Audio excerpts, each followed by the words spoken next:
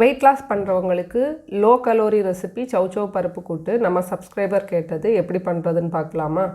ஒரு கையளவு கடலைப்பருப்பு 3 வாட்டி வாஷ் பண்ணிவிட்டு 1 கப் தண்ணி ஆட் பண்ணி குக்கரில் வச்சுக்கோங்க. இப்போ இது கூட சௌசௌ தோல் சீடு ரிமூவ் பண்ணிவிட்டு இந்த மாதிரி சின்ன பீஸாக கட் பண்ணி பருப்பு கூட சேர்த்துக்குங்க. 1 டீஸ்பூன் மஞ்சள் தூள் ஆட் பண்ணி மிக்ஸ் பண்ணிக்குங்க. அப்புறமா குக்கர் மூடி போட்டு வெயிட் வச்சுட்டு மீடியம் ஃப்ளேமில் 3 விசில் வந்ததும் ஸ்டவ் ஆஃப் பண்ணிக்குங்க.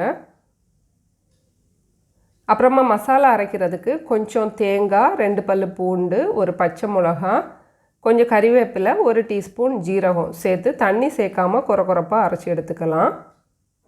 குக்கர் ப்ரெஷர் அடங்கினதும் இதை ஓப்பன் பண்ணிடலாம். பருப்பு சௌசௌ ரெண்டுமே நல்லா வெந்திருக்கு. இப்போ இதில் நாம் அரைச்சி வச்சுருந்த மசாலாவை சேர்த்துக்கலாம். இது கூடவே கொஞ்சமாக தண்ணி சேர்த்துட்டு நல்லா கலந்து விட்டுடலாம்.